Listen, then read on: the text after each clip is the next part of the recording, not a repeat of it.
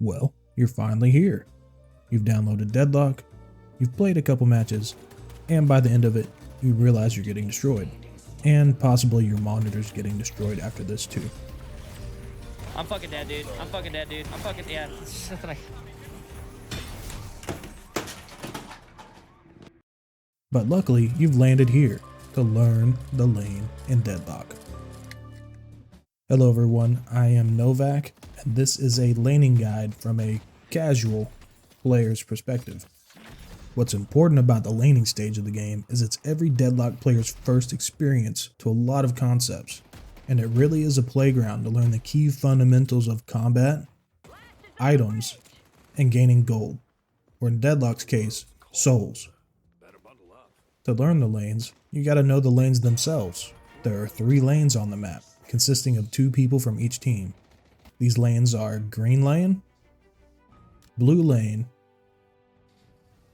and yellow lane. The layout of green and yellow lane are pretty similar, and it's mostly just minor differences in visuals. But blue lane is a little bit different. There's still a bridge area like in the middle of green and yellow splitting the lane, though the area is much more open and has less cover. We also can't forget the veils that lead to the stairs under the bridge. So the different layout of blue lane could be an advantage or a disadvantage depending on your playstyle. We know the lanes now, so what do we do in them during the laning stage? If you've already played a couple games, then it just kind of seems like a big 2v2 brawl of who can shoot the most accurately and press the most buttons. It's much more than that though. So let's start off with the troopers. Besides the enemy players, they're going to be the first thing you encounter in the lane, and taking their souls is going to be your main source of income for most of the game, as every 30 seconds, a new wave of troopers will drop down from each side in a group of 4, and when the troopers are taken out, they drop souls for you. 60% of the soul drops on the ground as a soul orb, and the other 40% is a floating soul that can be claimed by being shot, meleeed, and some hero abilities like Shiv's throwing knives can claim them as well. If time runs out and you're not able to claim the soul, it will claim itself, but unlike the soul orb that drops on the ground, this can be denied by your enemy if they shoot it.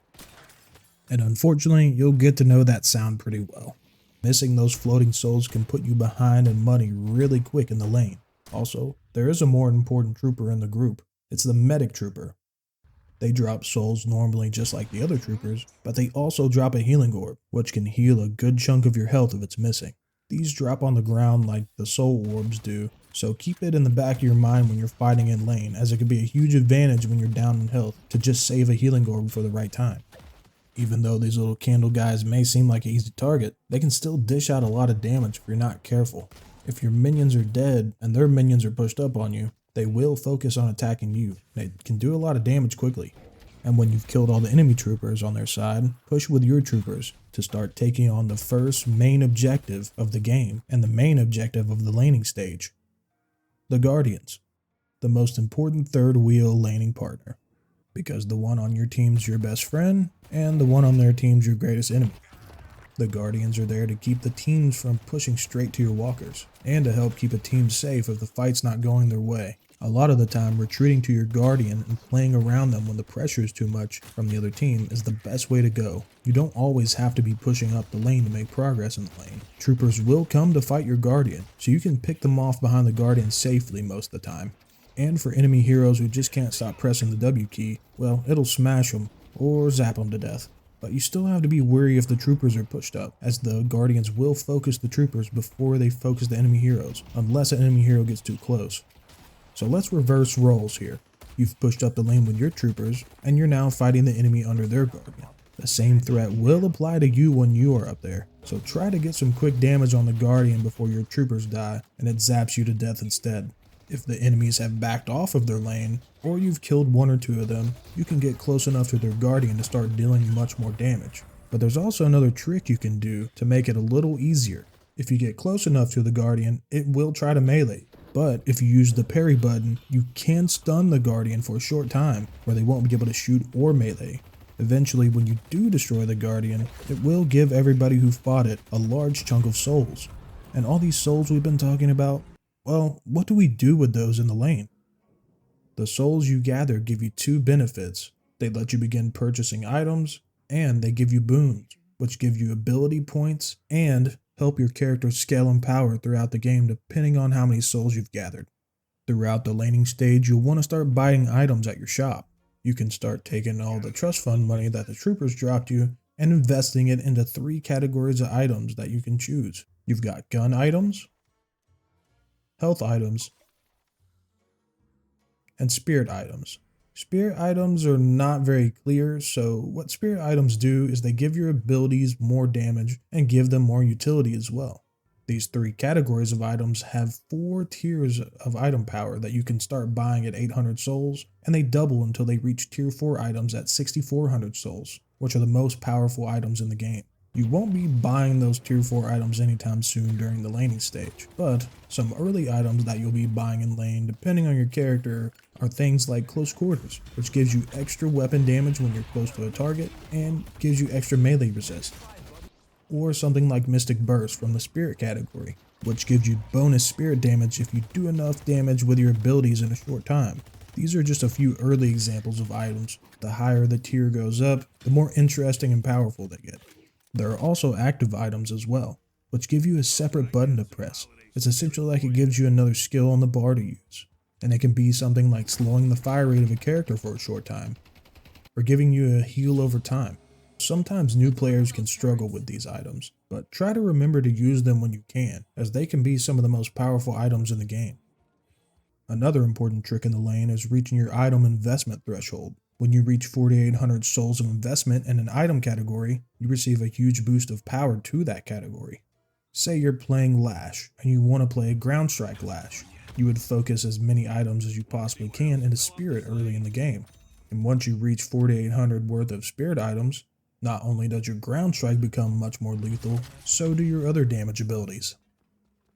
So now that you've got some power from your items, don't forget about the boons that I was talking about earlier. These are your main way throughout the lane to start getting your skills, and to begin gaining skill points to make them stronger. But gaining the boons quickly in lane is really important because whoever gets their ultimate first can really impact where the lane is going to go next. The more boons you gain in lane, scale your hero throughout the match, as some heroes have gun scaling or movement scaling and spirit scaling as well. So when you're learning to pick what items you need, it's best to use a pre-made build. When you're in the build section, just go to the public build browser in the top right corner. And most of the top builds here are going to be good for the character you're using. So just test a couple and see which one you like the most. And don't be fearful of trying different builds out that don't fit the archetype for the character. Sometimes you can find something pretty crazy, and surprisingly, it may work. And since souls are so important for getting money for these builds, there's some extra side hustles you can do besides just grinding out troopers the whole time. There are breakable boxes and golden statues that spawn at 2 minutes during the game, that when you break them, can randomly provide some souls to you, or give you a really small permanent buff like 0.2 to cooldown, which it adds up if you keep collecting them. There are also small groups of NPCs that spawn called creeps, which come into play at 2 minutes as well, and can be farmed for extra souls, but do be careful around them as they do shoot back. At 5 minutes, you have bridge buffs that spawn in. These can spawn as 4 different types of buffs. Each lane has a jump pad that can quickly take you to the bridge, where you can heavy melee the crystal and get the buff. Every 5 minutes further in the game, the buffs will continue to spawn, so if your lane lasts a little longer than normal, you can go get another buff by the end of it.